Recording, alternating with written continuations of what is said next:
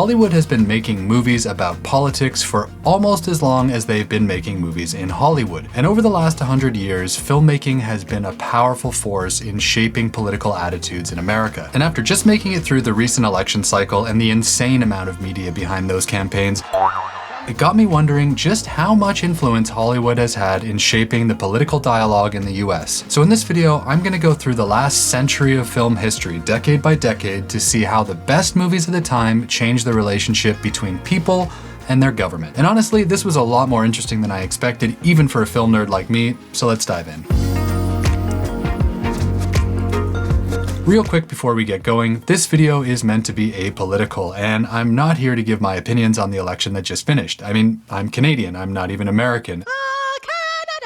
And even though I do travel south of the border a lot, and many of my best friends are American, I really have no say one way or the other, regardless of what I might think personally. Plus, I feel like there's been enough news coverage of the election to last a lifetime, so I'm actually gonna do my best not to even mention the results a single time if I can help it. I'm here to talk about film history, not to promote one side over the other. Just wanted to throw that out there because I know there are some strong feelings out there at the moment, and the last thing people need in the States right now is some random Canadian guy telling you what to think on the internet. We are polite, we are Canadians. Alright, so for any investigation into Hollywood and politics, the first thing we have to understand is when Hollywood actually became a force in the movie business, because it wasn't always. And for that, we have to go way back to 1910 when the director D.W. Griffith shot the first ever movie in Hollywood in Old California, and it's about the Mexican Revolution. But it's mainly interesting because of what Griffith would go on to make 5 years later with his film The Birth of a Nation. Released in 1915, The Birth of a Nation wasn't about the political process or government policies per se,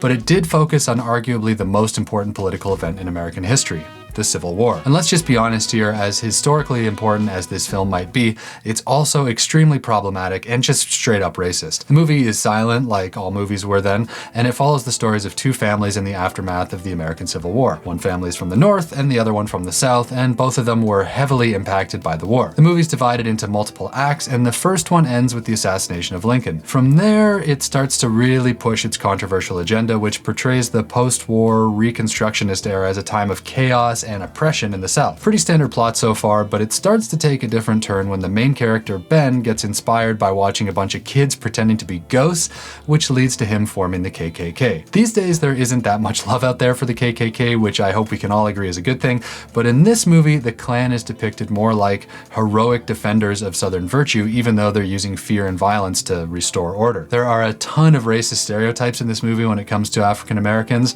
generally making them out to be morally corrupt and dangerous, and the final battle of the movie basically ends in a victory for white civilization. I mean, it was so racist that it was actually used by the real KKK as a recruitment tool back in the day, so yeah. Now you might be expecting me to say that this was normal because that was a more racist time in history, and to some extent that's true, but even then the movie was widely seen as offensive and drew a ton of criticism on top of being absolutely panned by civil rights groups across the country. And the reaction against it was so strong it led to activists protesting across the country in one of the first clear-cut examples of how movies could lead to actual political consequences in the real world. And that just wasn't the common reaction to entertainment at the time. I mean, most movies in the 1910s were a mix of melodramas and historical epics, slapstick comedies, and maybe some westerns, and the themes were usually all about romance and heroics. Politicians around the country had to notice the reactions to this film though, and they were under a lot of pressure to let their voters know where they stood on these issues, making it much harder to stay silent on human rights abuses. But despite the morally dubious message, the film was groundbreaking from a technical perspective as well, and it pioneered a bunch of new techniques like the close-up shot and high contrast mood lighting, and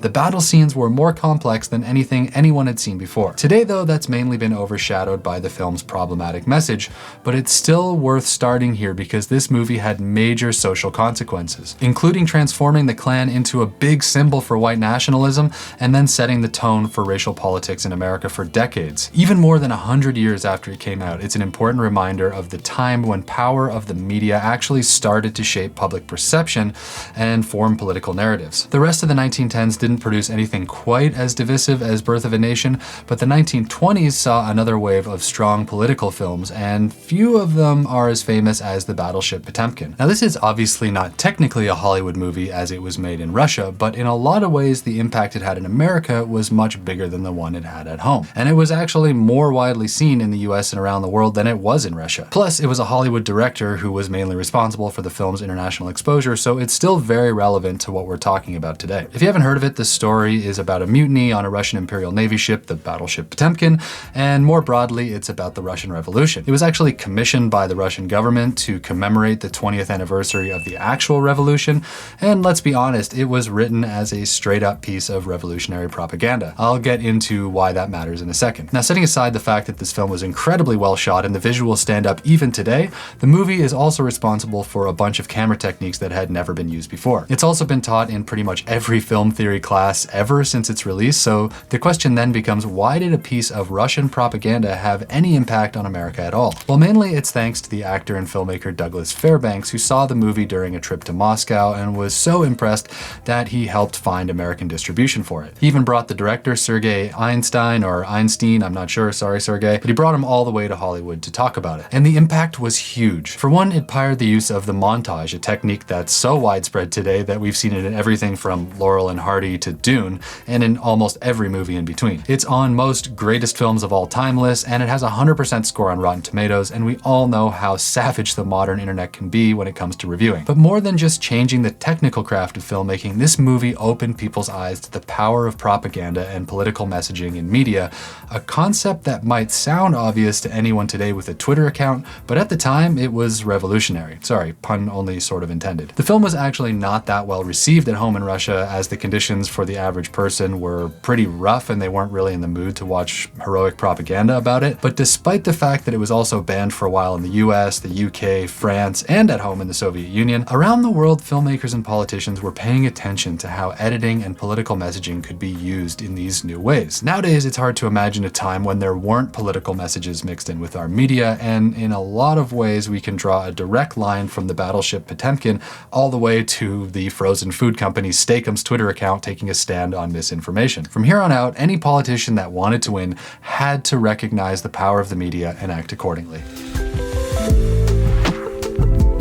Jumping forward to the 1930s, we start to see movies making even more direct commentaries on the political system. There's a few examples I could use, but probably the most controversial of all of these was Mr. Smith Goes to Washington, which is kind of weird because at its core it's billed as a lighthearted comedy. It was incredibly popular at the time and it got nominated for 11 Academy Awards, but one group who didn't share in the love for the movie was the US government. Directed by filmmaking legend Frank Capra, the story focused on a naive senator from Montana, Mr. Smith, who goes to Washington where he sets out to clean up the rampant corruption he finds there. Again, this movie was a satire, not some sort of expose, but American lawmakers were not impressed, even if the audiences loved it. But why? Well, it turns out it was one of the first prominent examples of the American government being portrayed in a negative light on film, and Washington was not pleased. These days, it's probably harder to find a pro-government film, but at the time, it just wasn't really done, and political institutions were more typically shown through rose-colored glasses. When it released, the Senate Majority Leader at the time called it silly and stupid, and then complained that it makes the Senate look like a bunch of crooks. Again, in late 2024, pretty much nobody would be shocked by the idea that politicians could be less than honest,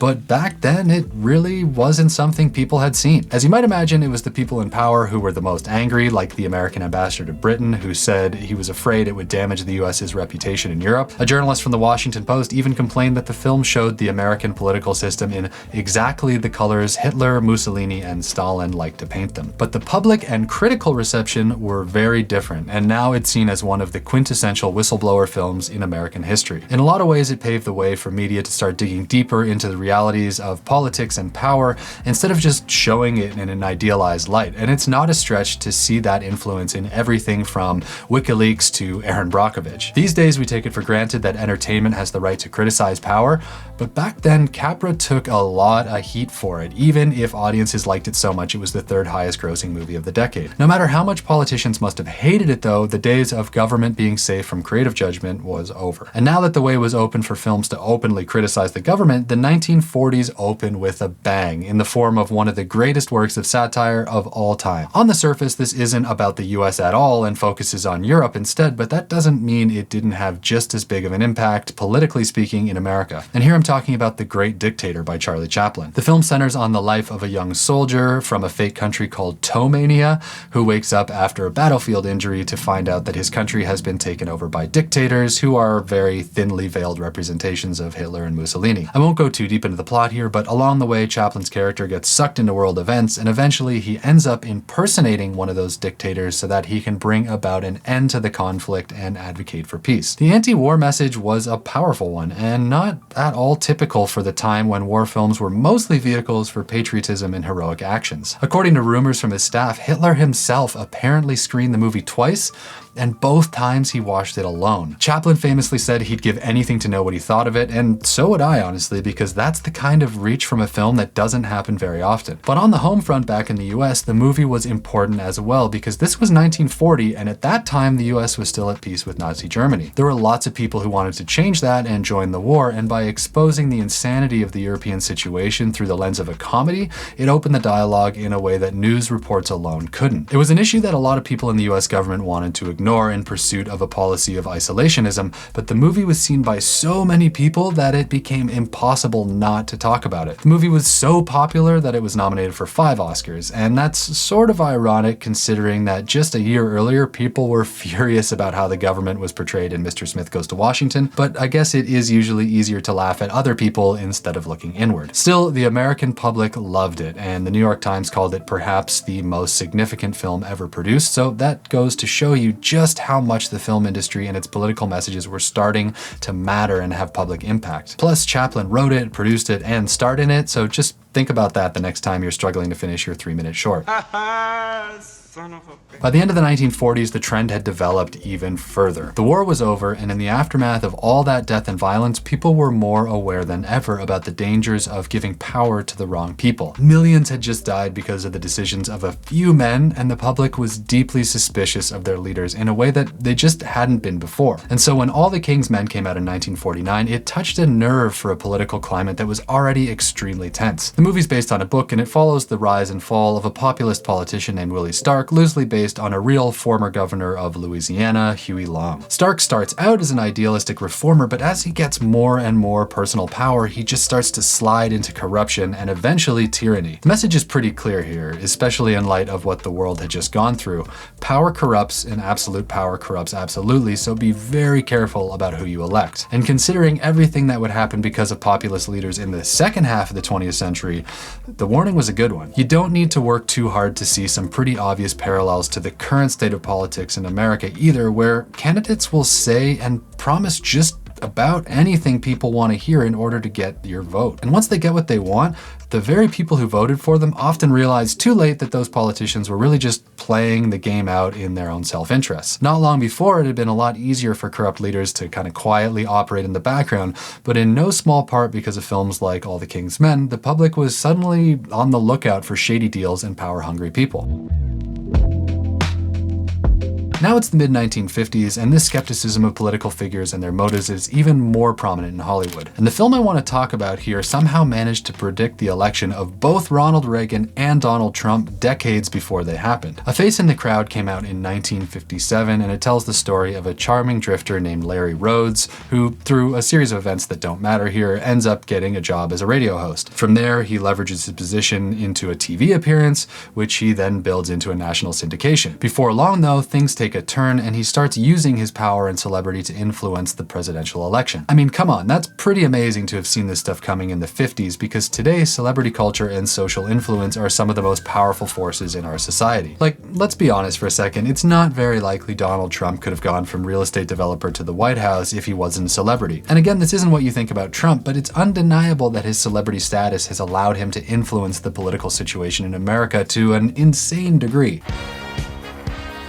I mean, at one point there was even talk of The Rock running for president, and Kanye went one step further and actually announced his candidacy. Celebrity and personal brand equal influence in the modern world, but a face in the crowd saw it coming almost 70 years ago. Like all the King's Men, this film is critical of populist leaders, and it tried to warn the public about the growing power of media to bring dangerous people into power. Social media, which the writers couldn't have imagined at the time, has taken that and exploded it. So you can only imagine what the filmmakers would think of how things have turned out. Though I guess it is more or less what they were expecting. But it wasn't just film critics who took notice, and now that these tactics were out in the public discourse, politicians ran with them. So it's maybe not surprising that the films of the 1960s went even harder on these issues. The American people now wanted to know who their leaders were, like really were, not just accept them as benevolent talking heads on the evening news. Modern politicians needed to open up to the public in ways that their predecessors never would have dreamed of. And as a very young presidential hopeful, John F. Kennedy understood this better than anyone. So he opened up his entire campaign to a film crew, and the resulting movie, Primary, is one of the most innovative documentaries of all time.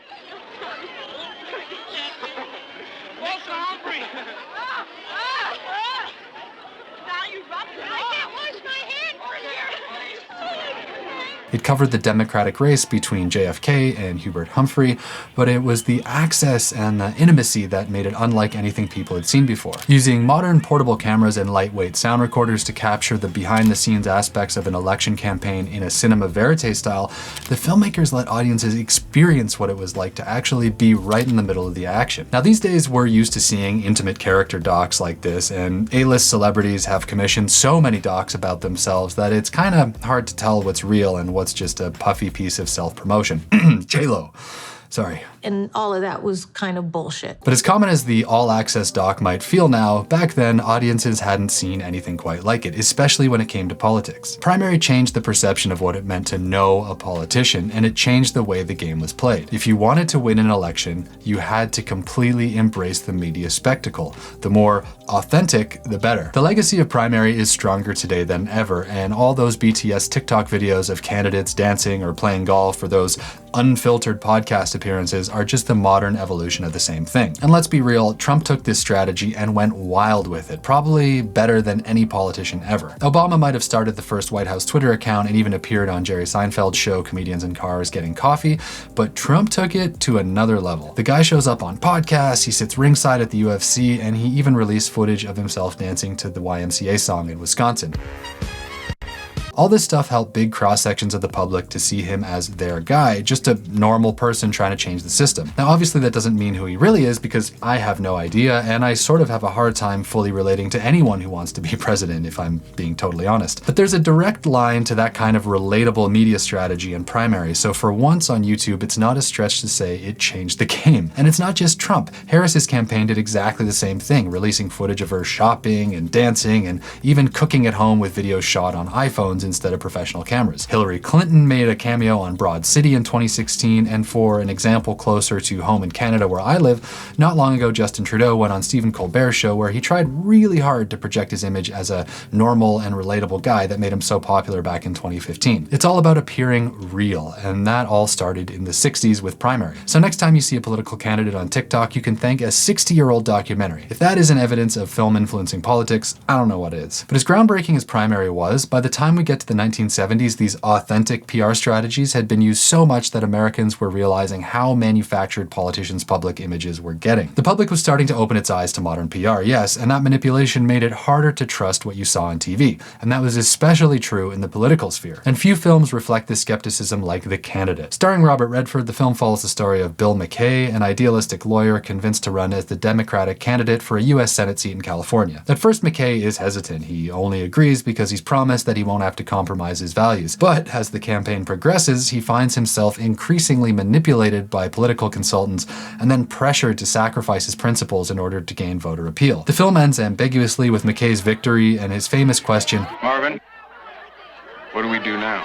which sort of underscores his sense of disillusionment and lack of a clear vision post-campaign. Like, okay, we've played dirty to win, but how are we actually going to govern this country? I can only imagine how this would have played out if we were celebrating the victory of President Kanye.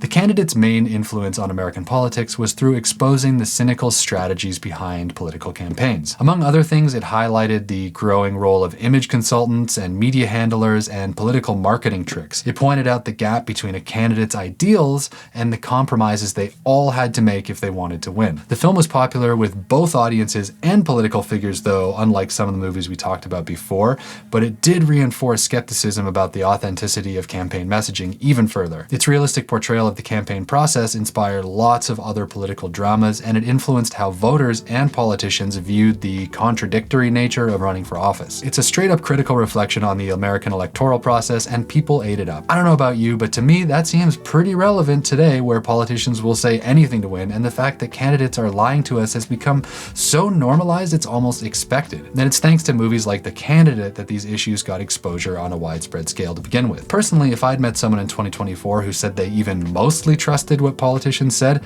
I think I'd question their grip on reality. Maybe it shouldn't be a surprise then that by the time the 80s rolled around, a decade when the post-war optimism and idealism in America were shifting pretty quickly toward cynicism, that the public was now even more suspicious than ever before about the authenticity of politicians. They might have bought into the realness of films like Primary 25 years ago, but now most people felt like you couldn't take anything politicians said or did at face value. And no event made people more distrustful of their leaders like the Watergate scandal and the resignation of Nixon. So it's no surprise that filmmakers started to explore these stories, trying to figure out what the secret lives of their presidents were actually like once the cameras and publicists were gone. 1984's Secret Honor took this to a new level. The whole film is a single monologue from Nixon, played by Philip Baker Hall, and it's a truly unique bit of filmmaking, almost more like a play than a traditional movie. Everything takes place in Nixon's study after his fall from grace, as he just rants to himself about his political career. Here is the plan, Richard. All the conspiracies surrounding him, his perceived enemies, and his personal motivations. It's a really compelling introspective portrait of a man weighed down by the scandal, and it shows Nixon as a complex, flawed figure grappling with guilt, ambition, and paranoia. Now, Secret Honor isn't a straightforward political drama exactly, but it still made a major impression on audiences. Its raw, unfiltered perspective on Nixon's personality, going into those themes of power and corruption and betrayal, it all influenced the American political discourse by encouraging even more critical examinations of political figures beyond their PR images. By humanizing Nixon while also illustrating his flaws, the film helps shift how the public judged its politicians, focusing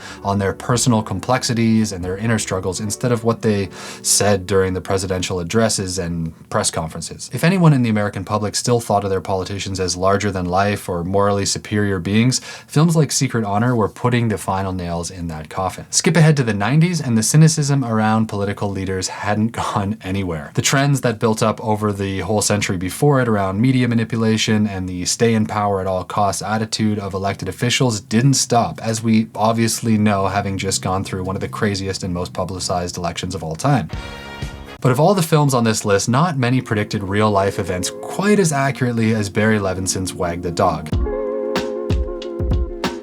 I actually saw this movie in theaters after my parents dragged me there as a kid. I think I was like 12 years old maybe, and at the time I was way too young to get it. But now, looking back, it's actually wild to see how close to the truth this film turned out to be. The movie is like a dark satire about a fictional US president who manufactures a fake war to distract the public from a major sex scandal that broke just weeks before an election. Specifically, it tells the story of a PR spin guy played by Robert De Niro and a Hollywood producer played by Dustin Hoffman who get hired to create a media spectacle around a fake conflict in Albania to try and shift the public attention away from the fact that the president had been caught hitting on a teenage girl. By pointing the media to the war instead of the scandal, the film showed the dangerous potential for media manipulation in the pursuit of political goals. Now that's a pretty interesting story in itself, but then when you remember that just a month later, the Clinton-Lewinsky scandal broke and we saw the exact same scenario play out literally, it goes from interesting to a bit scary. The Clinton administration actually did start bombing Syria and Iraq very soon after the scandal, and it's so close to the plot of the movie,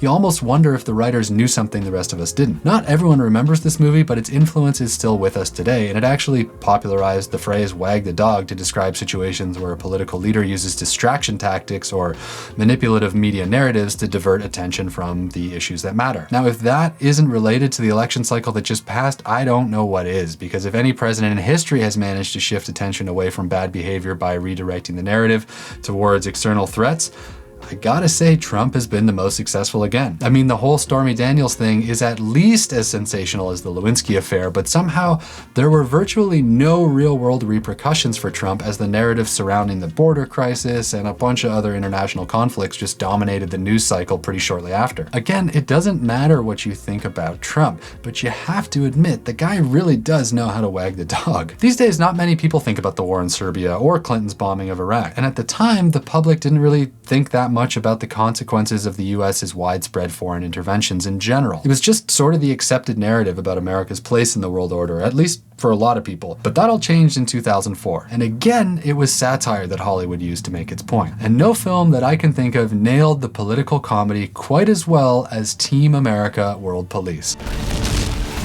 Hey, terrorist! Terrorize this.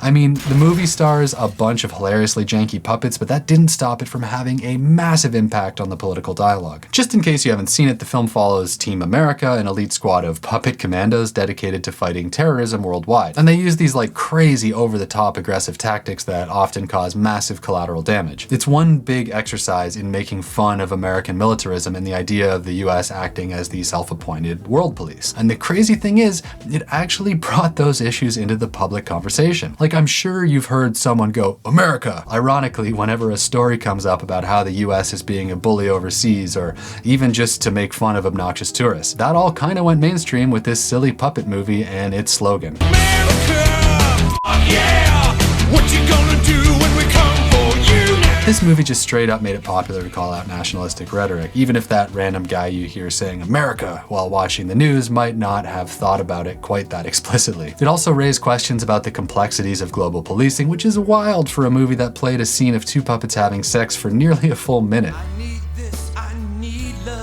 The legacy of this movie can't be overstated, and even though it's not going to appear on many critics' lists of high cinema, this might be one of the movies that changed the public's attitude towards international policy more than any other. I'm not saying that military interventionism stopped because of it, because obviously it didn't, but even if it was totally ridiculous, it made it normal for the public to call out American exceptionalism, not just the academic elites. But if Team America was mainly focused on what the US does overseas, my personal favorite political movie from the 2010s once again came back to the individual politician to caution the public about the dangers of unchecked behind-the-scenes power. And here I'm talking about Vice, Adam McKee's portrait of Dick Cheney as he rose from a rural upstart to climb the ranks of the government all the way to the office of the vice president. As a cinematographer myself, I'm kind of tempted to nerd out here on how it was an important film, technically speaking, because the DP Greg Fraser used a bunch of LED lighting in innovative ways. That's a bit beyond the scope of this video. What is relevant, though, is that the story focused on the backroom aspects of Washington power and how far certain people were willing to go to sidestep the rules if it helped them get what they wanted. Because even though a lot of the films we talked about in this video explore themes of politicians doing sketchy things, Vice showed in a really believable way how personal ambition and calculated moves could drive decisions with massive global consequences. And because this was a major movie starring Christian Bale, the film was also accessible to viewers whose eyes would normally glaze over at the mention of Dick Cheney in the news. Like a lot of political films in the past, Vice pushed viewers to question the transparency and accountability of government officials, raising awareness about how decisions made by a few people in high office could dramatically impact millions. The consequences of what Dick Cheney helped start, especially in the Middle East, were still unfolding even as the movie was in theaters, and so instead of a look back at a distant historical event, it revealed the dark side of power and politics and the decisions which continue to affect the global order and policy decisions in the US today. I mean, it's actually possible to imagine that had Cheney never gotten into the White House, the invasion of Iraq may not have happened. And the fact that just one powerful guy operating behind the scenes could be responsible for so much violence was a wake-up call for a lot of people. At least it was for me. Whether or not anything has changed is another story, though. And now, finally, we're in the present moment, and the loss of confidence in American political leaders and their motives is at an all-time low. As we all just saw in the recent election, the country is deeply divided along partisan lines, and neither side seems willing to back down an inch. As an outsider looking in, it kind of feels like there's no room for compromise compromise anymore. Like, once you've picked your team, you're expected to get on board with everything that team stands for, no matter what. In the past, like post-World War II, the difference between Democrats and Republican policies were not nearly so different. I mean, it was Richard Nixon, a Republican, who created the Environmental Protection Agency back in the day. It definitely feels like there used to be a lot more room for politicians to explore policies without rigidly sticking to their party's narrative, whereas today, it's all about sticking with your team no matter what. Like, imagine if Trump suddenly started campaigning for immigrant rights, or if Kamala Harris started talking about funding extensions to the border wall in the final days of their campaigns.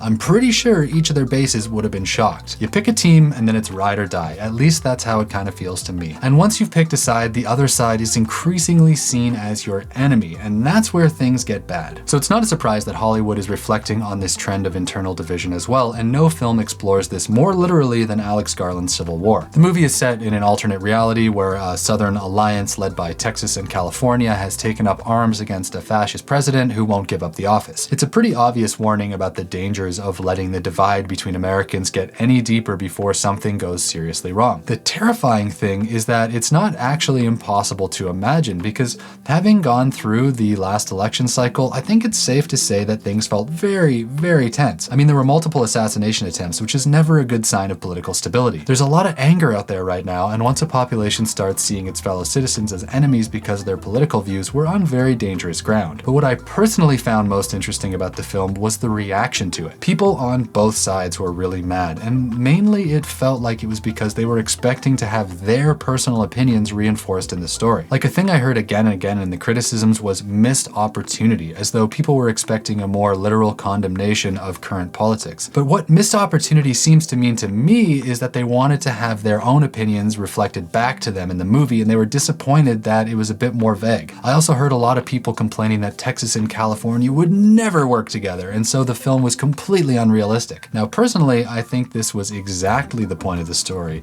and these complaints just really enforced the message it was trying to send. Like, if it's inconceivable to some Americans that two of their most populated states could ever set aside their differences and work together, doesn't that tell us something about the precariousness of this whole situation? Are things so bad that they wouldn't come together even to fight a fascist dictator? That's kind of a scary reaction, in my opinion. It does seem like the central message, i.e. the need for people to set aside their partisanship in favor of keeping the country from spiraling into authoritarianism, that message was mostly ignored, at least in the majority of critiques I saw. Instead, people wanted the film to be more in line with what they already thought, sort of like how most people's social media feeds are just echo chambers for what they already believe in. For me, that made it one of the most interesting films in recent memory on a meta level, regardless of what you thought about the story, and that's what this video is all about. So where does that leave us after a full century of films about politics? What were the trends and what are the takeaways? Well, the main message that came through again and again is to be very careful with who you elect. The wrong people getting too much power leads to horrible abuses, and hopefully that's something we can all agree on. Media manipulation has grown steadily over the last century to the point where it's almost impossible to know what's genuine and what's just being said to win votes. And regardless of who you voted for or how you feel about the results of last week's election, I'd hope those are ideas most people can recognize as important. And since artists have always been some of the most influential voices when it comes to sounding alarm bells, hopefully the issues and concerns raised over the last 100 years of filmmaking won't be ignored in favor of just sticking with your team. See ya!